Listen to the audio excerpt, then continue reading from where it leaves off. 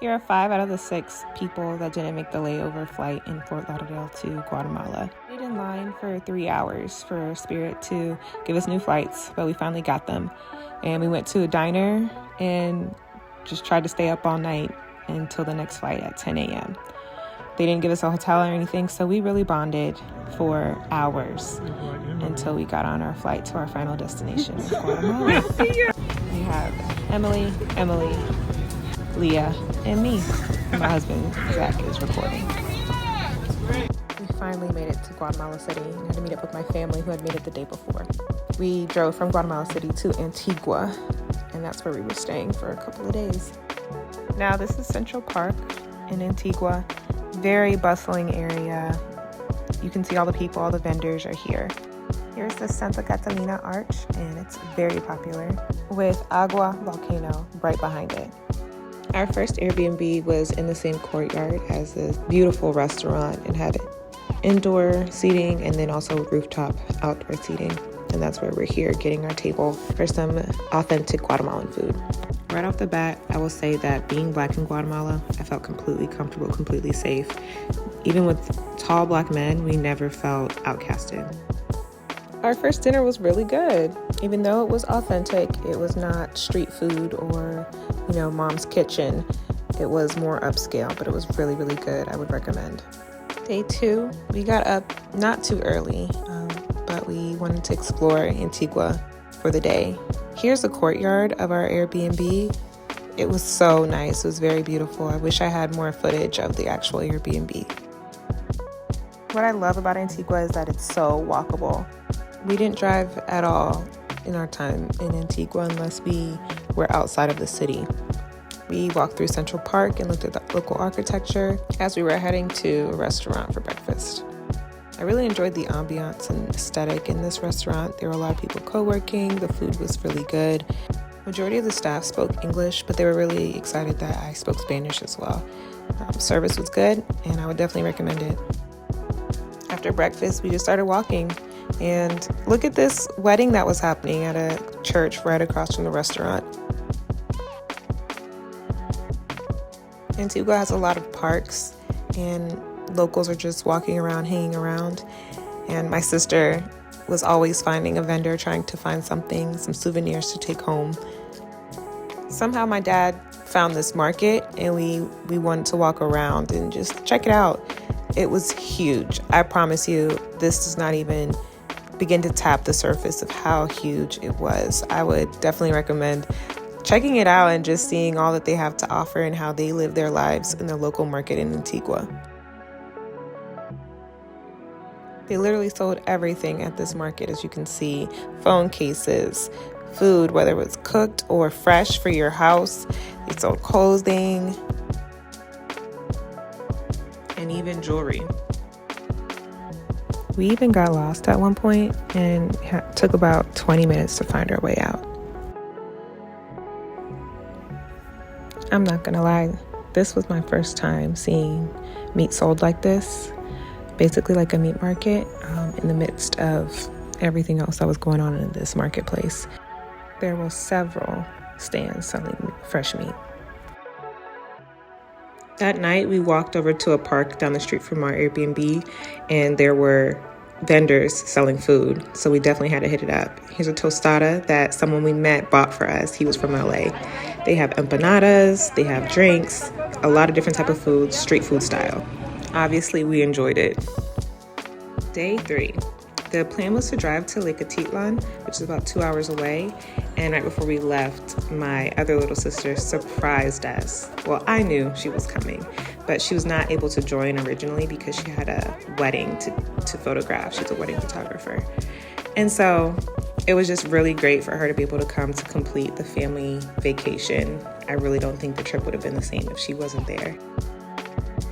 So we grabbed lunch and loaded up in the car for the road trip to Lake Atitlan. And on the way, just look at these views. I was in awe, and I really am so grateful to have the experience to see the lake in this way. Our Airbnb was in Panajachel, which is one of the towns around Lake Atitlan, and it was really cute. This one was more earthy, more in touch with the environment, which was cool. It was just very different from the other Airbnbs. Here's a little tour. It was 3 bedrooms, 2 bathrooms, and had a really nice patio that we ended up working out on one morning. In our package for the Airbnb, we decided to have a chef cook us breakfast and dinner. Okay, so day 4, we decided to take a boat ride to the different towns around Lake Atitlan. We chose to have a private boat because of the number of people that were with our party, and then we wanted to see as many towns as possible. But they do have public boats. If it's just 2 people or you're trying to watch your budget, you can do the public boat as well. On this particular day, the winds were strong, which made for an interesting boat ride. But we got there safely, and the views, again, beautiful, beautiful, beautiful.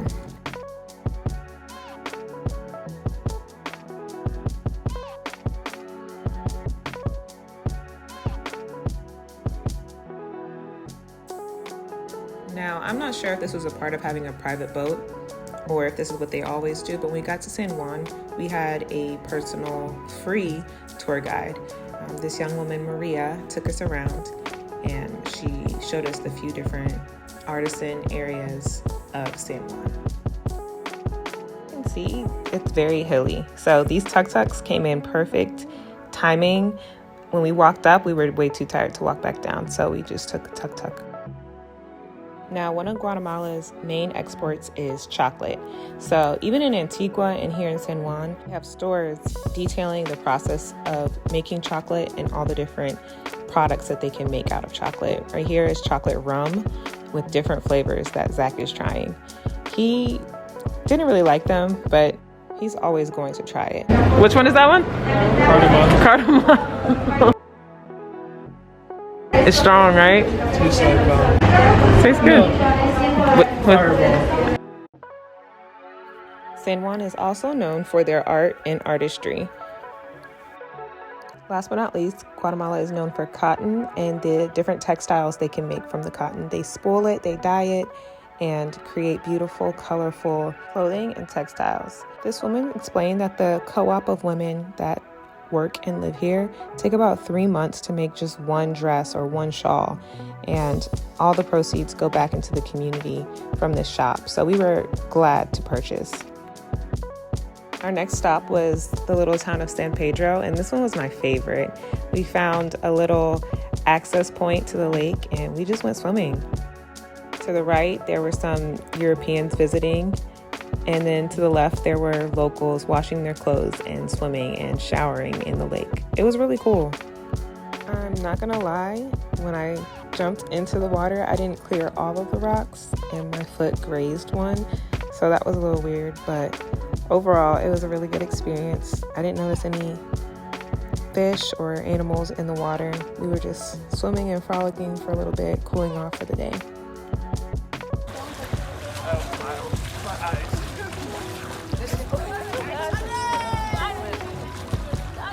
If you go to Lake Atitlan, wear your bathing suit, bring a towel, and just jump in the lake. Right after this, we actually found some guys that were offering a bundle of a tour of San Pedro with a tuk-tuk ride, and we went to a few different stops. They showed us the culture and the history of San Pedro, including that mural wall that you just saw, this basketball court, which soccer, then basketball, is the #1 sport in Guatemala, which I had no idea. And then they took us to this cafe that was at the highest point in San Pedro, where you can see all over the lake. This local cafe offers smoothies and views. It was beautiful, as you can see. We wanted to go to 3 towns, but San Pedro was the last one that we went to because of the time. Here's a mural I found of our actual boat that we rented. I thought it was really cool. And here's dinner. Day 5, we started out strong by going to this nature reserve that had zip lining right before we would drive back to Antigua. And look at these little animals. They're called coatis. They kind of remind me of monkeys and something else mixed together. But this place was beautiful. It was just in touch with nature. They had a butterfly garden.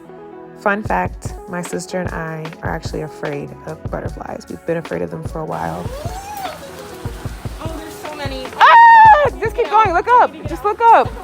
Oh! This was an activity that was truly a challenge for us, and we felt accomplished when we came out. What do you mean? You just keep going.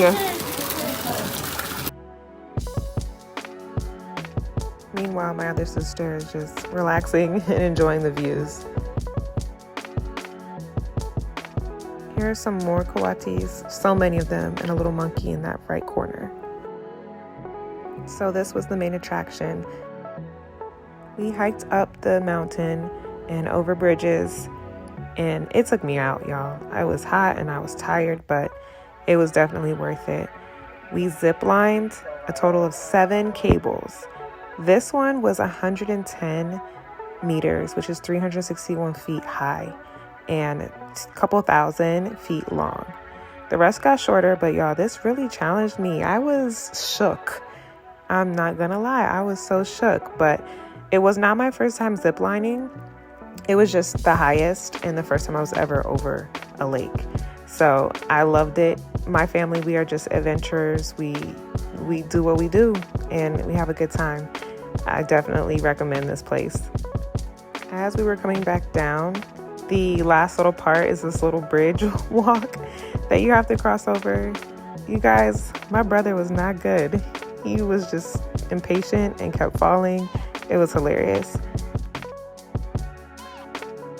But we all got down safely and somehow got back in the car in perfect timing because it poured down as we drove back to Antigua. The most rain I've ever seen. Honestly, I'm glad I went to sleep because my dad was telling me that as he was driving, there were mudslides falling down into the road, making it really hard to drive. And at one point we were driving through someone's farm, but we got back to Antigua into a new Airbnb that was stunning. Look at this courtyard. I have no words. As we walked through this Airbnb, I really felt like I could live here, or at least I could live here for a couple months because it felt very comfy, cozy, and the flora and the fauna, I just felt at home and at peace. The accommodations were very comfortable, and I would definitely go back to this Airbnb.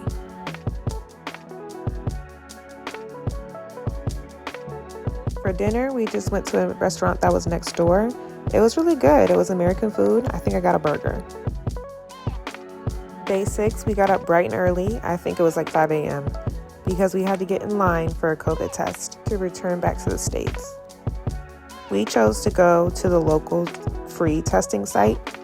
I'm really not sure about any other options because when I heard free, I was happy with that. We waited a long time though. I think that's the only thing I do not like and I would not recommend.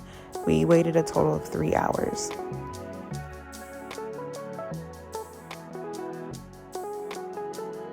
Y'all, I get tested regularly and I'm pretty sure that was the deepest test I've ever had done. But we waited about an hour to get our results right then and there on paper, and we were good to go back to the States. We grabbed some breakfast right after that. My brother went to sleep, but we were hungry. And this place was across the street from our Airbnb, and it was delicious. The servings were huge, the prices were great, and I would go back. It rained the rest of the day, so now it's day 7. So since this was my one sister's first time in Antigua, we doubled back to a lot of the other places that we had gone before so she could experience them. And we gave her a little tour, pretended like we were in a music video.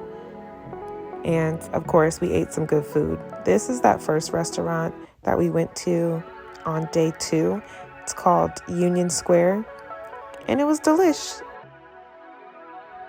Zach made a friend at one of the souvenir shops, so we had to come back and pick something up from him as we were walking the streets the last night before we left. On our way back to Guatemala City, we stopped at Hobbit-themed, which is a Hobbit-themed attraction park. You guys, this is a must go to. It is very, very cool, very well curated.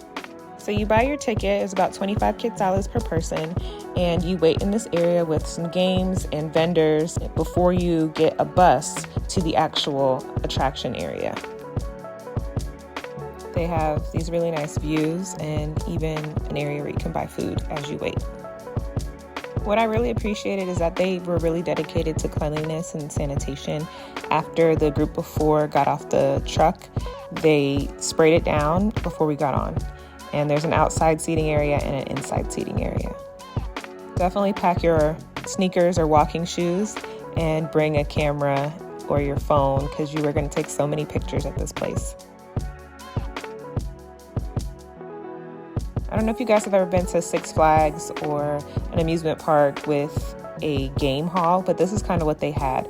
They had a variety of games and different type of attractions like machete throwing or archery. This was my first time using a bow and arrow, and I really liked it. It was fun. We were all pretty good at it.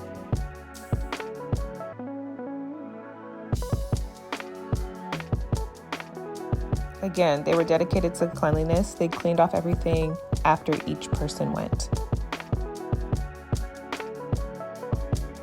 Tell me this doesn't feel like Australia or New Zealand and like you're floating in the sky. This view was amazing.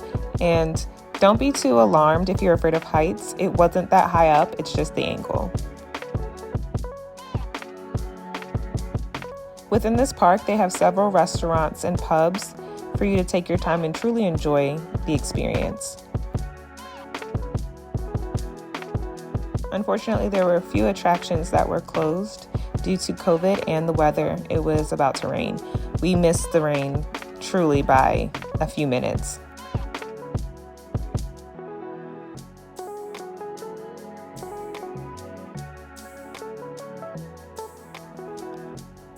And here we are in Guatemala City. Look at this little Eiffel Tower replica. I thought that was cute. Here's a video of our Airbnb. It actually is the same building that my family stayed in the night that we got left in Fort Lauderdale, but a different actual Airbnb. And it was very big, 3 floors, 3 bedrooms, 4 bathrooms, I believe, and a rooftop terrace. This night, we spent majority of the time inside the Airbnb, watching movies, playing games, and we went to eat at this food hall, El Mercado de Helado. As you can see, each restaurant has their own little corner within the food hall. There was Mexican food, there was barbecue, sandwiches, a variety of food. And just like that, we were back at the airport, heading back to the States. I will say, La Aurora Airport is so nice. I think it's better than a few of our American airports. It was very efficient, easy to get through. Customs was very easy. We said our goodbyes, and on my way to my gate, I caught a little performance by a band.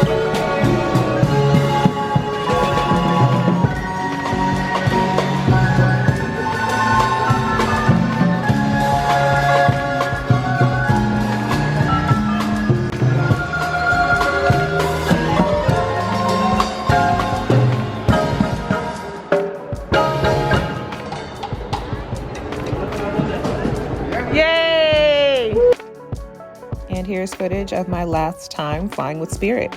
This trip was amazing, and I will definitely be back in Guatemala.